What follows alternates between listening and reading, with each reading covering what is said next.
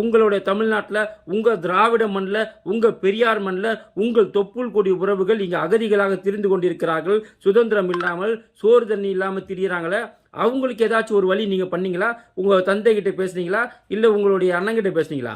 மணிப்பூர் கலவரத்திற்காக அம்மாநில முதலமைச்சர் ராஜினாமா செய்தது போதாது என நாடாளுமன்றத்தில் பேசிய திமுக எம்பி கனிமொழியை சாமானியர் ஒருவர் காட்டமாக விமர்சித்த வீடியோ தீயாய் பரவி வருகிறது.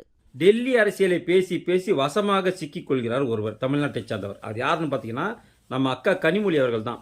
இன்னைக்கு என்ன பேசியிருக்கிறாங்க கனிமொழி அக்கானாக்கா, மணிப்பூர் கலவரத்திற்கு பிரதமர் அவர்களும் உள்துறை அமைச்சர்களும் பொறுப்பேற்க வேண்டும், முதலமைச்சர் ராஜினாமா செஞ்சதில் எங்களுக்கு பத்தாதுன்னு சொல்லியிருக்கிறாங்க. அக்கா கனிமொழி அக்கா, தமிழகத்தில் சில வருடங்களுக்கு முன்னால் இலங்கையில் ஒரு இனப்படுகொலை நடந்தது, ஞாபகம் இருக்குங்களா? அந்த இனப்படுகொலை யாரால் நடந்தது? நீங்கள் நினச்சிருந்தா, உங்கள் தந்தை நினச்சிருந்தா அந்த போரை நிறுத்தி 1.5 லட்சம் பேரை காப்பாற்றிருக்கலாம். 1.5 லட்சம் தமிழர்கள், நம்மளது தொப்புள் கொடி உறவுகளை காப்பாற்றிருக்கலாம். ஆனால் நீங்கள் பண்ணீங்களா அந்த வேலையை? பண்ணலையே. ஏன் பண்ணலை? அப்போ மணிப்பூரை பற்றி பேசுகிறீங்களே, அப்போ அந்த 1.5 லட்சம் பேருக்கு உங்கள் தந்தை பொறுப்பேற்று கொண்டாரா? அல்லது நீங்கள் கூட்டணியிலே 10 வருடம் இந்த 1.5 லட்சம் கொலைகளை கொன்ற அதற்கு பிராய்ச்சித்தமாக நீங்கள் பதவியேற்று பதவி சுகம் கண்டீர்களே 10 வருஷம், அந்த 10 வருஷத்தில் என்றைக்காவது ஒரு நாள் உங்கள் தந்தை பொறுப்பேற்று கொண்டாரா? இல்லை சோனியா காந்தி பொறுப்பேற்று கொண்டாரா? இல்லை சோனியா காந்தி ஆட்டி வித்த பொம்மையாக இருந்த மன்மோகன் சிங் அவர்கள் பொறுப்பேற்று கொண்டாரா? ஏன் அவங்களெல்லாம் அப்போ நீங்கள் பொறுப்பேற்றுக்க சொல்லலை? அந்த கொலை சம்பவம், அந்த 1.5 லட்சம் பேர் கொன்னது யாரால் கொன்னாங்க? உங்கள் குடும்ப சுயநலத்திற்காக கொல்லப்பட்டார்கள். அவங்களுக்கெல்லாம் நீங்கள் பொறுப்பேற்றல. மணிப்பூருக்கு போயிட்டீங்க. அக்கா, மணிப்பூரில் நடந்தது ஒரு மத கலவரம், ஆனால் இங்கே நடந்தது இனக்கலவரம். தமிழ இனத்தையே அழித்து ஒழித்திருக்கிறார்கள் சிங்கள இராணுவம். அதற்கு துணையாக இருந்தது இந்தியாவுடைய பிரதமர் மன்மோகன் சிங் அவர்களும் அவர்கள் கூட்டணியில் இருந்த உங்கள் தந்தை கருணாநிதி அவர்களும். அப்போ நீங்கள் பொறுப்பேற்றுக்கணும்னு சொல்லலை. அது மட்டுமல்லாமல் அமெரிக்காவிலிருந்து திருப்பி அனுப்பப்பட்ட இந்தியர்கள் கைவிலங்கோடு வந்திருக்கிறார்கள். மிகவும் அவமானகரமாக உள்ளது.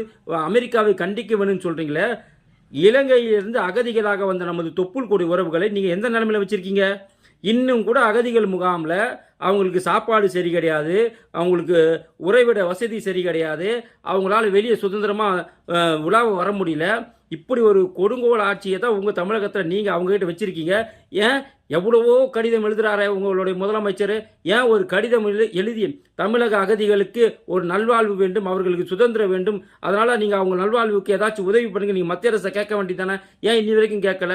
எங்கோ இருந்து திருப்பி அனுப்பப்படுகிற இந்தியர்களுக்காக நீங்கள் பேசுகிறீங்களே, உங்களுடைய தமிழ்நாட்டில் உங்கள் திராவிட மண்ணில் உங்கள் பெரியார் மண்ணில் உங்கள் தொப்புள் கொடி உறவுகள் இங்கே அகதிகளாக திரிந்து கொண்டிருக்கிறார்கள். சுதந்திரம் இல்லாமல் சோறு தண்ணி இல்லாமல் திரியிறாங்களே, அவங்களுக்கு ஏதாச்சும் ஒரு வழி நீங்கள் பண்ணீங்களா?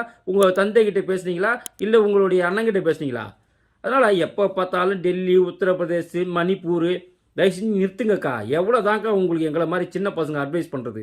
தயவு செஞ்சு உங்களுடைய ஆட்டிடியூடை மாற்றிங்க. உங்களுடைய அரசியலை தமிழகத்தின் பக்கம் கொஞ்சம் உங்கள் கண்ணை காட்டுங்கக்கா. நன்றிக்கா, வணக்கங்க்கா. செய்திகளை உள்ளது உள்ளபடி தெரிந்து கொள்ள ரெஃப்ளெக்ட் நியூஸை சப்ஸ்கிரைப் பண்ணுங்க.